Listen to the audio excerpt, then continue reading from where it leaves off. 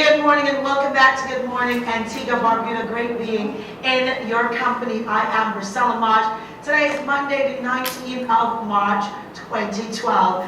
Now, what do you do when you think all hope is lost and gone, and life has done to you that you think it's the worst compared to anyone else?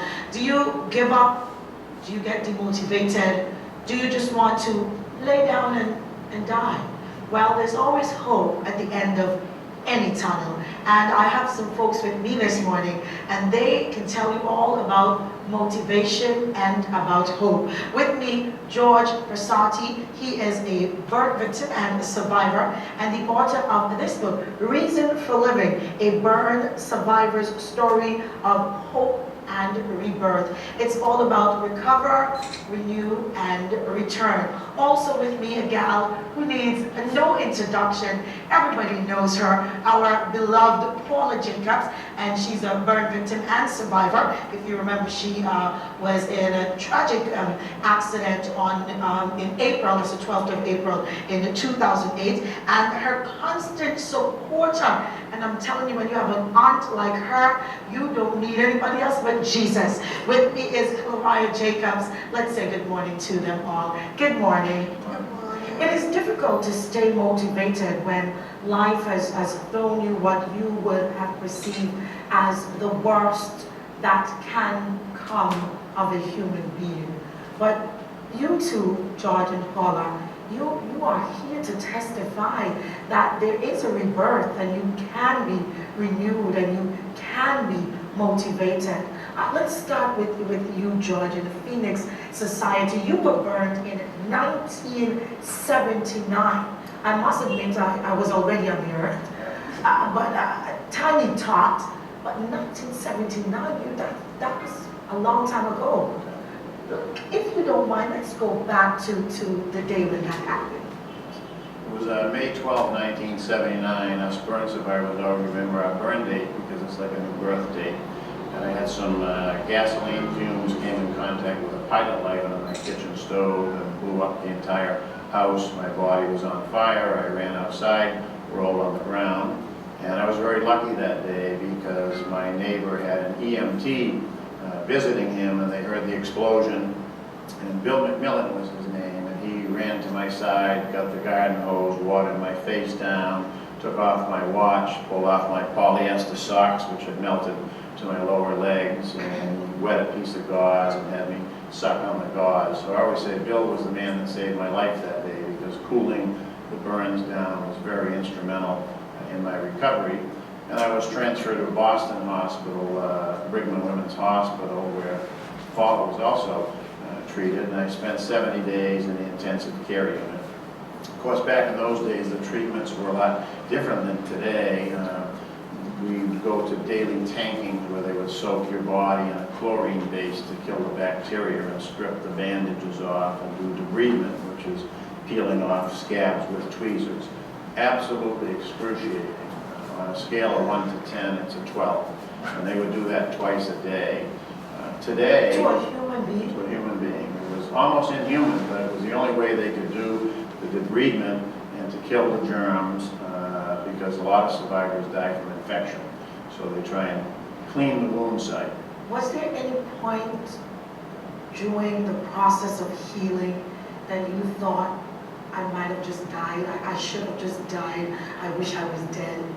Well, I never wished I was dead, but I remember the doctor came in and I was 85% second and third degree burns.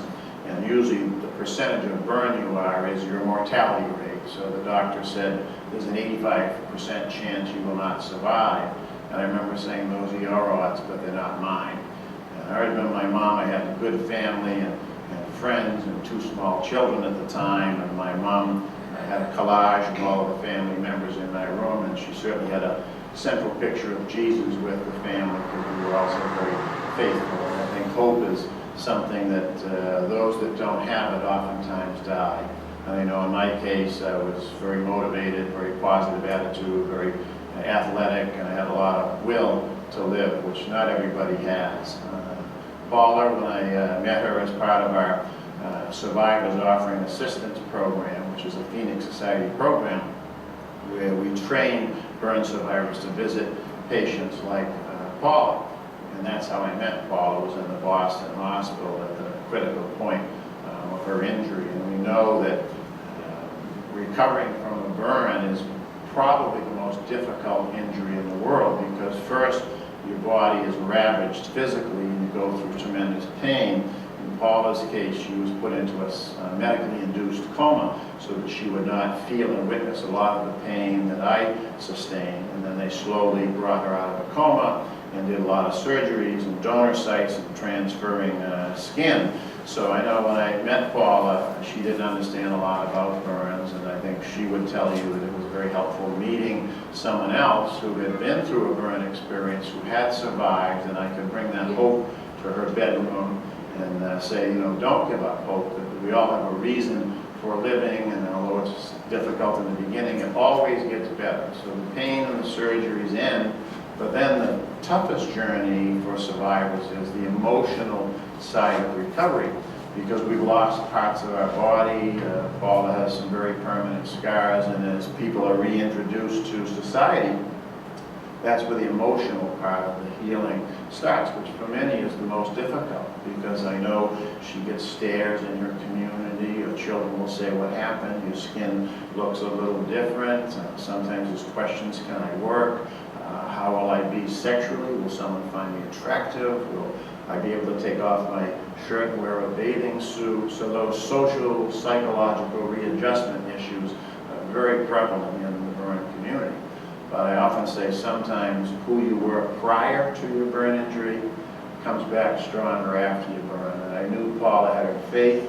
I knew she had her family. I knew she had a great attitude. She had a big, loving, brown, searching eyes and beautiful smile. She never lost those eyes. She never lost. And I said, no matter how bad her body is burned, they will never burn her spirit away, or her attitude away, or her contagious smile. And so we became friends, and I visited her in the hospital many times and followed her through her rehab and integrating back into community.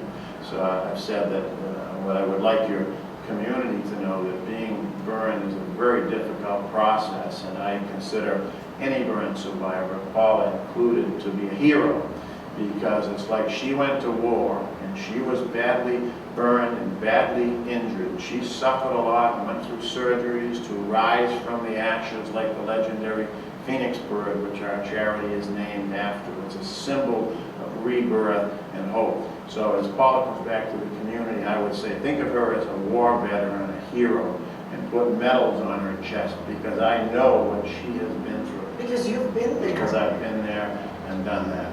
I know her family, Hilariah and her mom and her family came to Boston because this burn injury affected the whole family. And for those that can't donate skin or take the pain away, it's very helpless for Hilariah and Paula's family to watch someone you love suffer on a daily basis. And oftentimes, you don't see much hope on a day-to-day basis. And that's something that I want to talk about this morning before I get into the book and the Phoenix Society and how you're helping other burn victims. And I know that there are a few of them in Antigua and Barbuda. I don't know if they know about the society. So I'd be very happy if you could tell them about the society. It's not just for persons who were badly burned, but for persons who were burned, period, and were affected by it, right? And family members. The Phoenix Society, if anybody goes to the web, I'm sure people have internet, but if you go to www.phoenix-society.org, we have a very interactive website with newsletters and books and videos and resources and materials to help educate burn survivors. And in addition, we have an annual burn convention each year, which I do a lot of fundraising in Boston, and we were able to offer Paula a scholarship to attend our burn convention, where over 900 burn survivors from 12 different nations attended that burn conference, where Paula could meet, interact with others, share stories, sit in on workshops, listen to speakers, have fun time, food time, dancing time. So it really is a life-changing experience. So we have some scholarship monies available for people that lack the financial resources to maybe attend. But it's more than the convention. We have peer supporters throughout the country, and we partner and collaborate with many hospitals, knowing that a burn survivor brings hope to the hospital. And hope, I have an acronym for hope that I've developed over the years, and the letters stand for help other people excel. And that's what we do when we come and share our story, because the family is at a critical stage. They don't know whether the loved one is going to live the night. And when someone comes, brings hope and says, well, don't give up hope. I was 85% burned. They told me I wasn't going to survive, and I did. So please don't give up hope on Paula. She's a fighter, and she got a really good chance to survive. Excellent. Before we talk to Paula Hilariah, how has the family been coping with this? Because I was so happy to see you here with Paula this morning, because it says to me that you're still on the bandwagon, you're still riding that train, motivating Paula and being there for her. How has the family been? Well, Paula herself has given us this hope that nothing is impossible. And she has portrayed this excellent personality. To me, the personality that she had before is shining out more than it was before. Excellent. And I know you are the strong tower where Paula is concerned. Personally, how have you been coping with it? Well, I had to take that long ride from Barbados to Boston with her on that ambulance, and it wasn't easy, you know, but as time progressed, and the people at the Boston Brigham and Women's Hospital, they were very supportive. That's why I met George when he came in, and he gave me hope. Excellent. Although I had hope before, but he gave me more hope that Paula was going to be okay. Is it still challenging now? Yes, sometimes when I see her, I try to see the vision of the old Paula before, but it's coming back. It's coming back. It makes you sad. Yeah, it makes me happy. Well, Not sad anymore, no. Not sad No, anymore. it makes me happy. Excellent. Yeah, because I know nothing is impossible with God. She's here, so Yes. and George is here, so nothing at all is impossible. Paula, you're looking absolutely beautiful. I told you that. You're here, you're looking nice, well, and I can tell that you're happy, you're all smiles. Tell us about when you met George, your experience when you were at the Boston Women's Hospital. Well, first, my mom told me that there is a guy that wants to meet me, and he's a burn survivor. And the whole day I was wondering how he's going to look, what he's going to say, what am I going to say to him, what should I ask him. And then finally the day came, and I saw him, and he came and he talked to me, and he told me about burn survivors, and that there's still hope for me, and that I can make it through anything, so long as I believe in myself that anything can happen. And do you think before that day, that on the day when George came, you were renewed, Yes, motivated? yes, because I know that he's a burn survivor, and that he works for the Phoenix Society, and that I'll be seeing him more often now, and that I have somebody now that I can talk to. And I said, God has blessed me. He has really blessed me to send me that far, because if I did stay somewhere else, like in Antigua in Barbados, the support would not have been there. Excellent. And before George, did you meet anyone before him who No, I was a didn't. burn survivor? No. So this must have been a life-changing It was.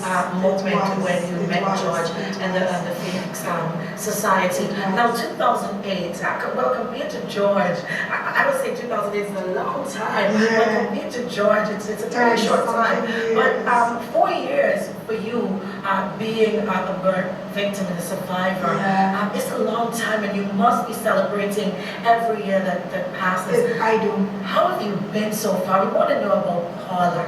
Well, the first year after the birth, 2009, it was difficult for me, because facing myself in the mirror sometimes it was very difficult. And 2010, you know, I started to go. I think I went to New York in 2009, September, yes, for a burn conference where I met 900 and something burn survivors.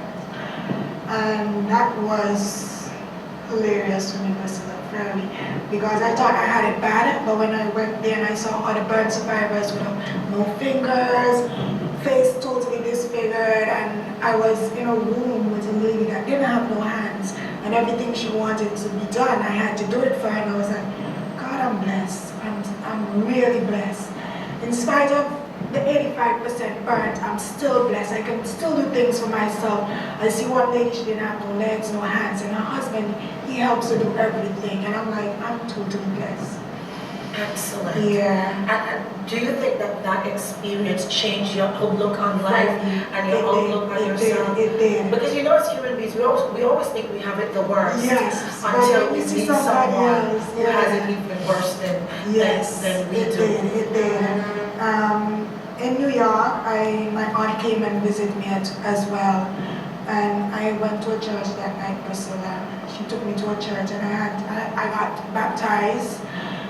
Because I think that I was ungrateful to God, complaining, and seeing these other people, totally disfigured. I had to give my life to Christ. Excellent. Yes.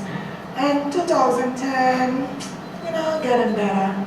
2011, even greater. 2012, wow.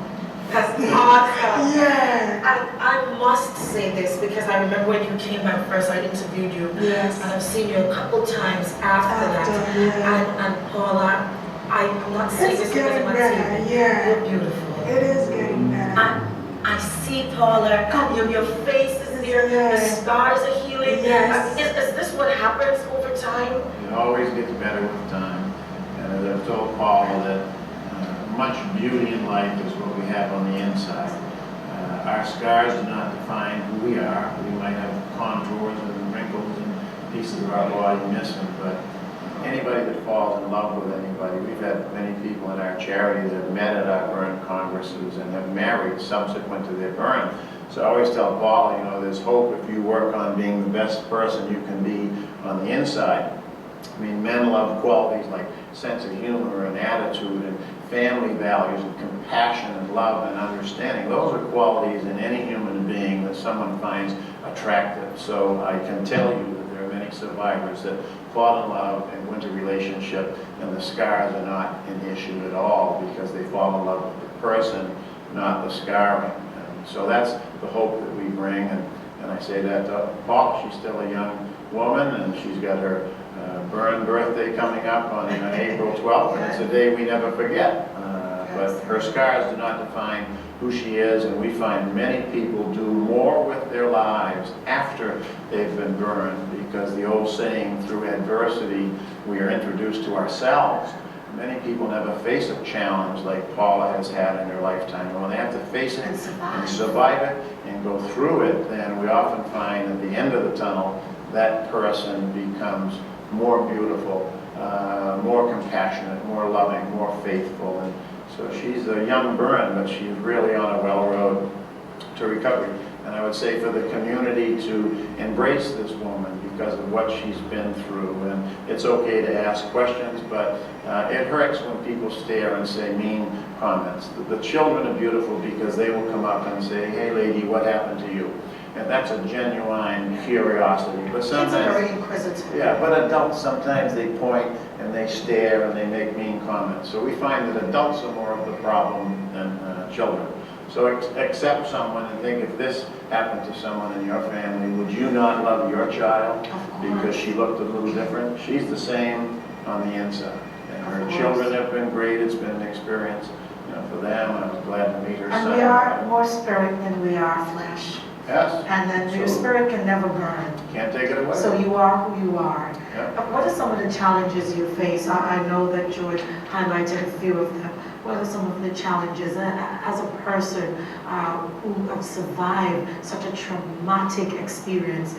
What are some of the challenges you face? Well, right now, it's not so much challenges right now. In 2009, when I came back first, but people got accustomed to me. Some people that doesn't really know who Paula is, they will stare, I'll say the foreigners, but the Antiguans, they know who I am, so they will embrace me and love me. But the foreigners that don't know who I am, they will be staring, because I know who they are, because I'm from here. So I know who an Antiguan is, and I know who is a foreigner.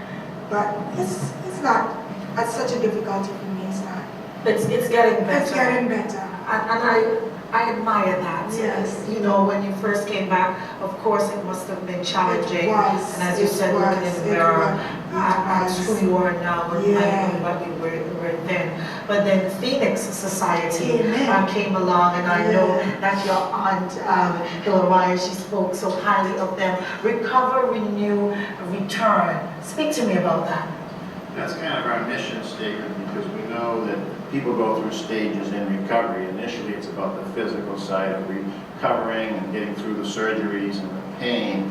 And then as we go back into our society, we kind of renew who we are as a person, as an individual. And eventually our goal is to get them to return to society, to be productive members of society.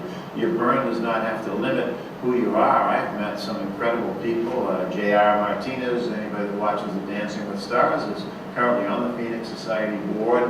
I was visited by the founder of the Phoenix Society, who was a severely burned individual that had survived a plane crash. And in my darkest hour, much like Paula's, when this man came in the room, he said, "Hi." He says, "I'm Alan Breslaw. I was in a plane crash in 1963. I've had 57 operations on my face, and I've spent 4.5 years in the hospital. How are you doing?" As I looked at him, he had a patch on one eye, his ears were missing, his nose was missing, his lips were missing, but he told me all of the things the doctors said he couldn't do, like play the piano, and today he plays the piano.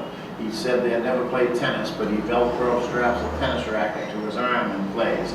He founded the Phoenix Society in 1972 out of his home in Pennsylvania. He's running a national organization. He tells me that his first wife could not deal with his scars, and he divorced, and he met this new lady from New Zealand, and they've married. So what I found is that after I started listening to what the man had to say, I didn't see his scars anymore. And I counsel this to a lot of people and say, Paula has a heck of a story to tell, and so do I, and so do many others. But if you give the person a chance to speak and tell their story, the scars will disappear, because you cannot help but be intrigued and fall in love with this person and what she's been through. And that's true throughout the entire burn community. So that was a changing point in my life. And shortly after, I was asked to visit a patient, in 1980, which I did, and I got a lot out of it, healing for myself by helping another person. So I worked my way for years and eventually became president of the board of the Phoenix Society. And when Alan, our founder, retired, I was the interim executive director for a couple of years, and my passion has been giving back to the burn community through fundraising and providing scholarships, which the Phoenix Society just this past year has named their national scholarship program in my name. So many people who know me will contribute to that scholarship, and we'll try to endow it so we can make more scholarships available to people in the future to attend these burn congresses, because it is life-changing. And how can persons get in touch with the Phoenix Society? Yes, I would go to the web, phoenix-society.org. It's all over the internet. And buzzword is Phoenix, for the legendary bird rising from the ashes. So Phoenix Society, you'll get all the information. Should come up online. Okay, excellent. Now you have this wonderful book, A Reason for Living, and it's a question that I ask myself all the time. What's my reason for living? Why am I even here? Do I even serve a purpose? And when I saw this, when you gave it to me just now, the reason for living, no, you have a reason for living, a burn, a survivor's story of hope and rebirth. What are some of the things we find in this book? Well, I think what you would find is the physical side of the recovery was difficult, and I had 2 small children at the time, and had a marriage that was in trouble, and when I returned home from the hospital, the marriage fell apart, and I had all bandages, I was wrapped, I looked like a mummy, and I had to leave home 30 days after I returned home from the hospital, and found myself sleeping on a friend's couch and staying in inexpensive hotels. So it was a difficult time for me personally and emotionally to have a marriage fall apart. I was out of work 1.5 years. Things weren't good financially. And all along, my best friend, who was my secretary, would drive an hour every night and come to Boston and help do my dressing changes and put on the lanolin rubs and help me and support me. And her name was Joanne. She was my secretary, and we became friends, and she stuck with me through the divorce and the highs and the lows and attempted reconciliation. And we fell in love as friends, and I really realized at the end that my reason for living was my wife Joanne, who we just celebrated our 30th And anniversary. today's her birthday? Today's her All right, birthday. so why don't you say happy birthday? Happy birthday, honey. We To love you. Joanne. Hi, Joanne. Thank you. Happy birthday, Joanne. Well, they always say behind every successful man is a woman, and Joanne has let me follow my dream and my passion, because many times I spent a lot of time traveling and visiting survivors, which has taken time out of her schedule, but she knows that the work I do is helpful, to me, because it heals me and it also heals other people. So I think we all have a reason for living. Mine is helping other people or paying it forward, which I've been doing for many, many years.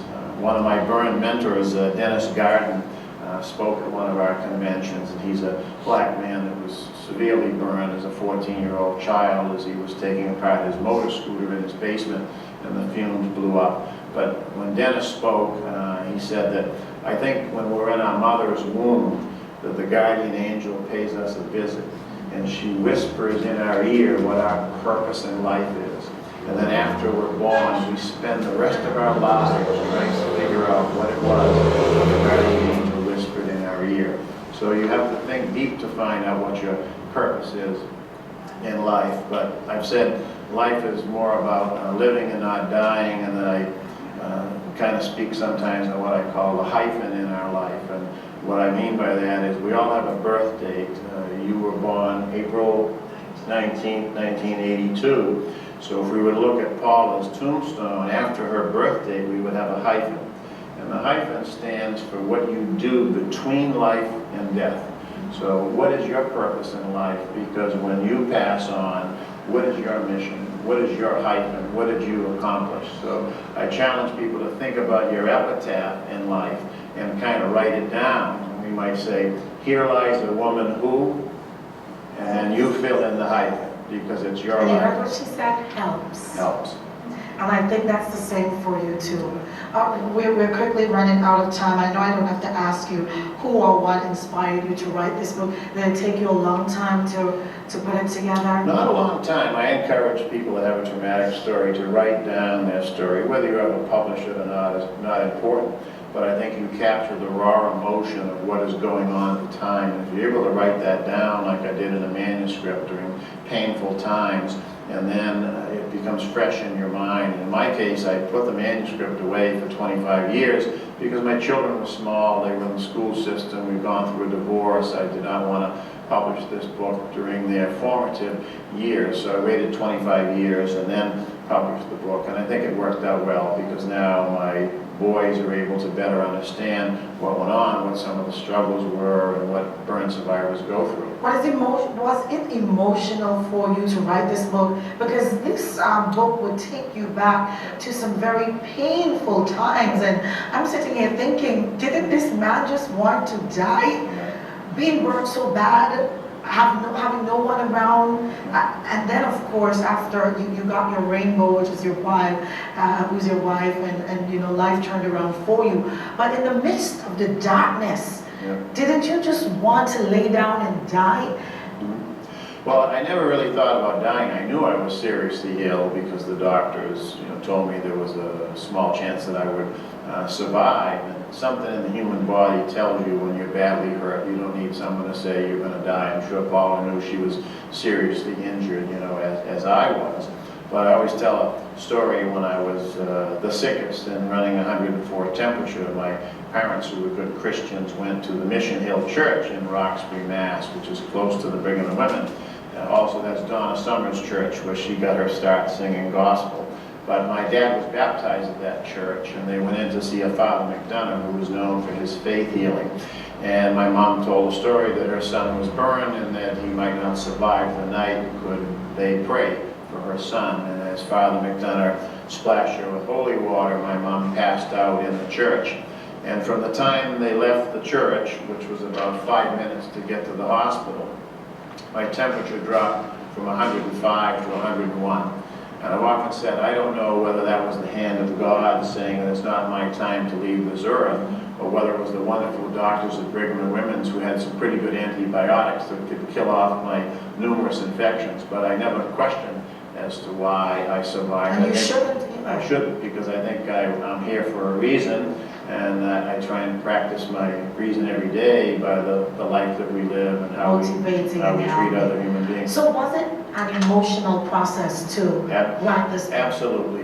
But when we say emotional, I tell other survivors that yes, it's emotional, and there were nights that my pen would just dance across the page with emotion and crying and recapturing the pain and the feelings. But there were also nights where I wasn't feeling good, where I would be depressed and the words would not seem to come out of the pen, so I put the pen down. So I would write when I was in the mood where the emotion was there. But it's very therapeutic, not only for me to write and tell my story, but now to be able to share that story with others around the world, and the Boston hospitals carry my book as a resource for families. So, And can we get the book online? sure.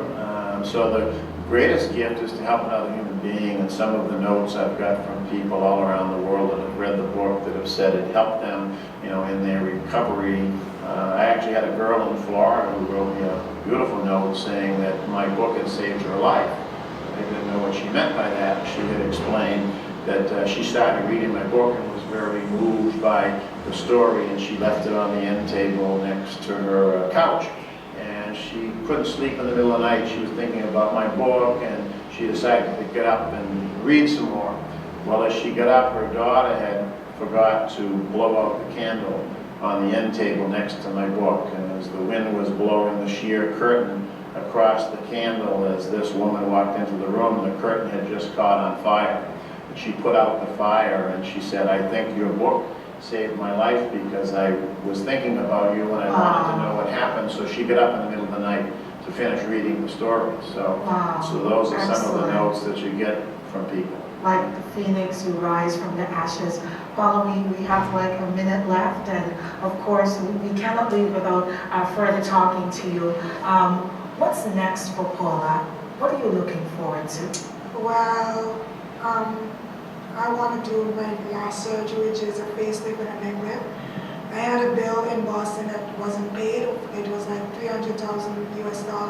Wow. And the government was supposed to pay, but they couldn't pay because, of the financial difficulties.